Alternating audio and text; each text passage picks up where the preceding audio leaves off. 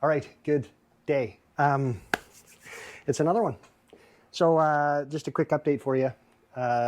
Tanya's LJ. We did the steering rack last video, and we had the problem with that grease fitting. So I did reach out to Extreme Terrain, and they were really good. I had to show them some photos and explain to them what was going on, and it was agreed that that kit should not have the grease fitting on the back. For whatever reason, they shipped that one to me. So the good news is they're going to ship me a new one, and then when it gets here, I'm going to swap it out and then ship the old one back. They were really, good about that. I explained to them, look, it's a daily driver. I can't be without this thing for, 2 weeks or whatever while that one ships, and then you guys ship a new one and whatever. So long story short, they're going to send a new one, and I'll keep you updated on what happens with that. So today we're on to my Leroy. He's been a little sick. Running good. Everything's great. I got a little click on the front end at around 40 miles an hour. I don't know what that is. I'm going to kind of explore that around a little bit. And the other thing is the rear tire carrier. It was jiggly when I put it on, and I did find out that the bolt on the passenger side, on the bottom side into the frame, was just a tiny bit loose. So I cinched that up, and now it's nice and rigid. So that's all fixed. But what are we doing today? The oil leak. It's getting embarrassing, because when I pull into a parking spot for a few hours and then I come out, I've left a nice little present behind, the brown and slimy kind. So, looking at it right out of the gate, you think rear main seal. Everybody that drives these TJs knows that that's kind of a thing that we deal with. My black one doesn't leak at all. Tanya's seeps a tiny bit, but it's not horrible. But mine is raining.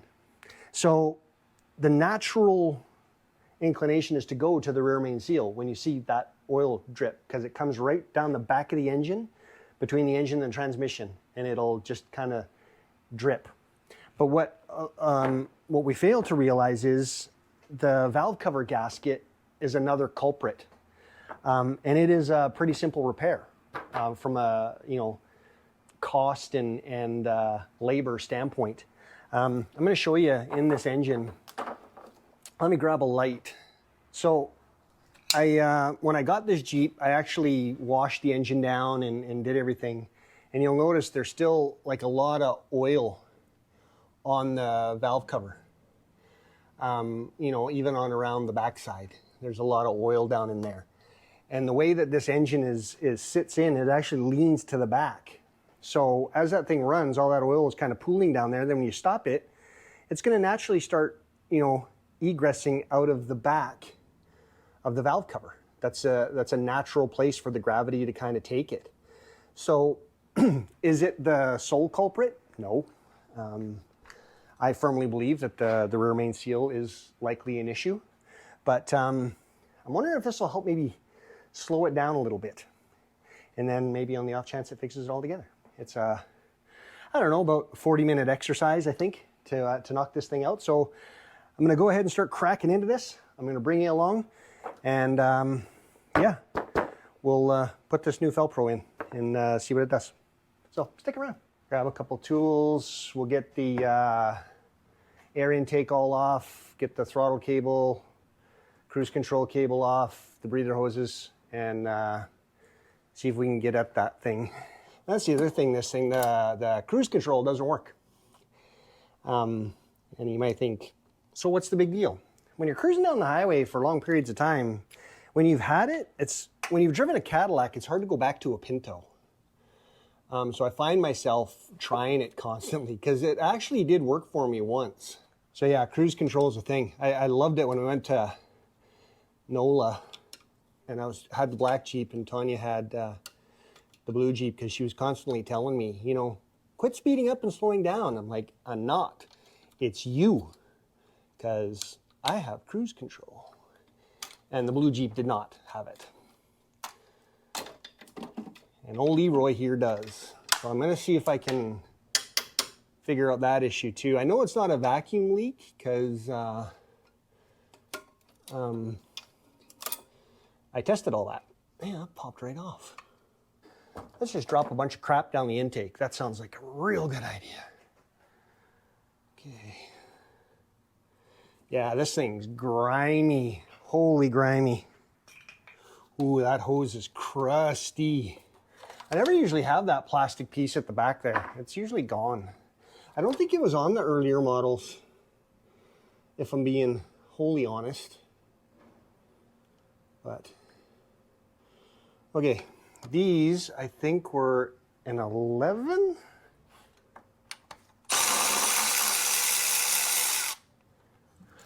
Okay, I think there might, yep, there is. Dang it. Another one in the back. In the very, very back. And this is where I can't see nothing. I don't know if I'm gonna be able to get back in there.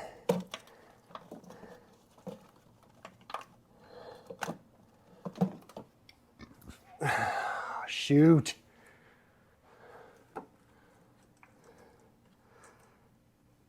Yeah, there it is. Man, there's just so much oil and sludge back there. It's brutal. Got it. Okay. Now this thing, I don't know how this one comes off. I've never taken this ear apart before, so this is new. Because the 98, 99 stuff that I've worked on does not have this. Did I tell you how hot it is? Because it is hot. I got sweat running into my eyeballs. And it is definitely not comfortable.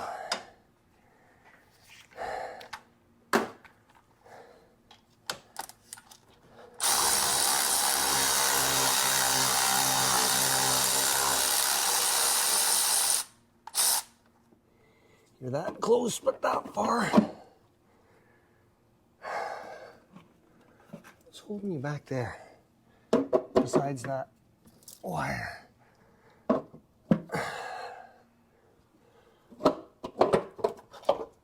Okay. And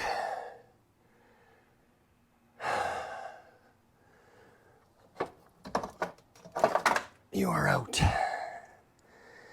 Oh man, you should see all the sludge falling off of this thing. Let's get you in here, but let me have a look around first and see what I'm looking at. Well, there's good news. So let me show you here. So everything looks nice and clean. Rockers look good. There's no buildup of grime in the valleys. But what I am noticing is that gasket looked sad. I'm gonna drop a bunch of crap in there like I already am. Good. I gotta do an oil change on this thing anyway, so it's all right. But all the rockers are nice and tight. And I'll show you this here. So here's the valve cover. Again, it looks nice and clean inside. These grommets probably need to be changed. This kit comes with a new set. Okay, so I have I peeled out all the grommets out of the old valve cover, and I've been kind of slowly cleaning them up here. It's important, the old plastic that's on them, I've seen some people try and punch them out, but these all broke. So all I'm doing is just working the grommet off of the sleeve with just a flathead screwdriver, because they're completely destroyed. So, and then I'm just cleaning them up kind of one by one. And then once I'm done, I'll sandwich the new grommets in, and we should be good to go. So I'm not gonna bore you with this. I'm just gonna turn this off and crank this, and then I'll get back with you when I'm done. Okay, are you ready for this? This video is gonna be a complete and utter gong show. So a little bit of a learning curve for me. I've done a lot of these valve covers, but not on these later models with the coils, and I think it's the 03 to 06. The 97, 98, 99 that I have just has a normal valve cover with none of these grommet thingies in it. And then in the beginning part, I pulled out the valve cover and it did not look like there was a gasket on there, but let me grab it.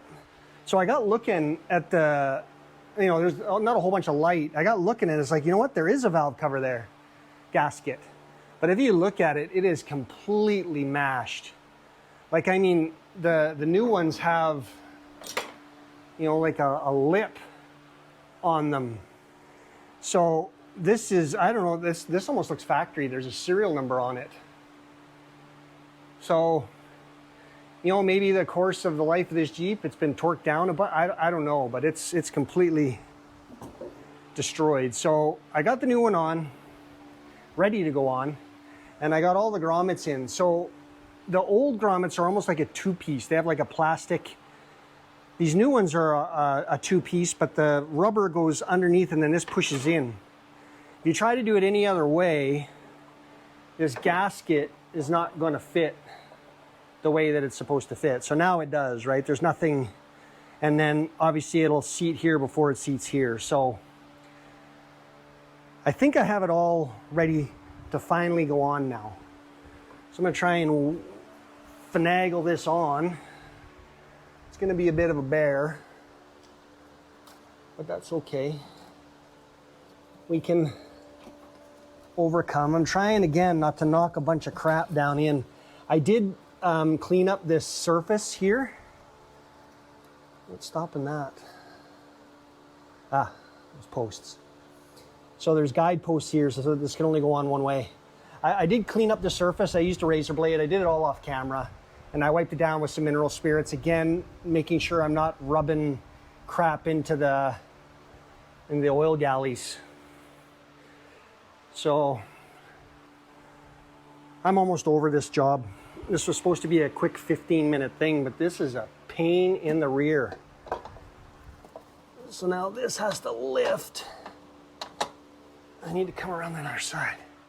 Okay, I need to lift this up while working this in. So up you get. There we go. Up you get.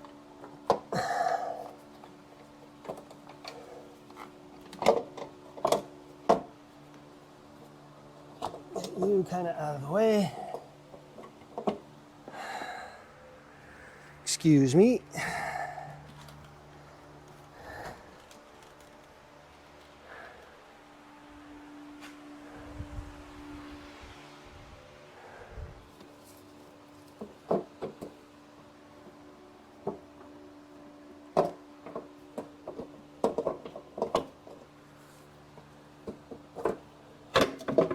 There we go. Like a glove, it is on.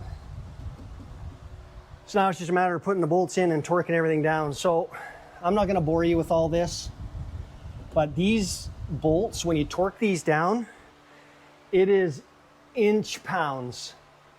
Inch. Like, I don't even use a torque wrench. I just go till it's hand tight and then give it a little dunk and done. You don't rip these down to like the infamous oil pan plug that we've all fought in our life. The quickie lube guys that ram them into 675 foot-pounds. It's literally inches. Okay, so oh no.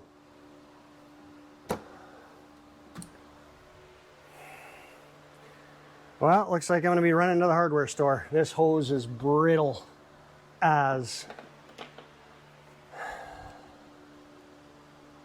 You know, when I took that off, I knew it was gonna be an issue. And I actually might have some spare line here that I can make one out of. I think I even have hose clamps and stuff.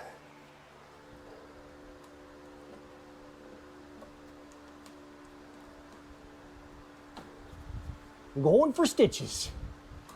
Okay, one thing at a time. Let's get this back in. These ones don't scare me. It's that one at the back that's gonna bite me. On the 4-cylinder, I have that down to a science. I can nail it without even looking. But this one with that plastic wiring cover kind of makes it a bit of a nightmare.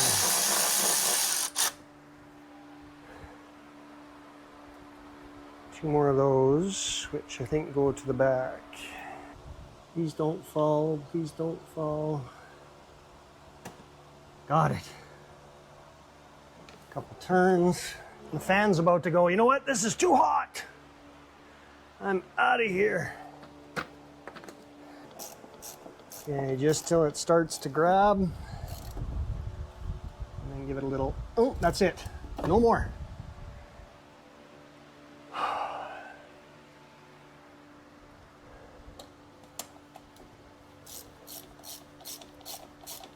Starts to grab, done.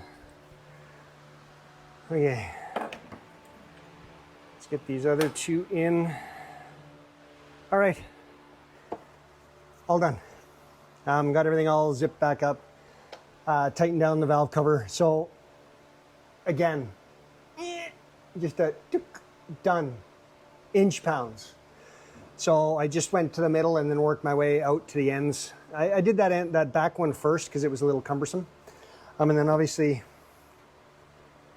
I guess hose must have been taken by Agra and it's past time. It is rock solid. So it obviously broke on me, so I replaced it. I had some extra heater hose, 5/8. Inner diameter is almost the same. Hose clamps, done. Everything else is buttoned up. I gave it a good once over. Clip back in the input air sensor. So nothing left now but taking her to the car wash and giving her a bath. But before I do that, I'm going to do a quick oil change on it because it is due. And yeah, then we'll kind of move on to the next thing. So still a few things to do on this. I got to fix that quick flashing because I put LED lights in it. So I have the resistors. I just got to put them in. I got to get that done, and then I got to change the transmission fluid. So those are going to be, oh, and put in the passenger seatbelt, which I have. So that's on the agenda for the next couple ones, but that's going to do it for today. So again, thanks everyone. Like, comment, subscribe, all that good stuff, and we'll see you on the next one.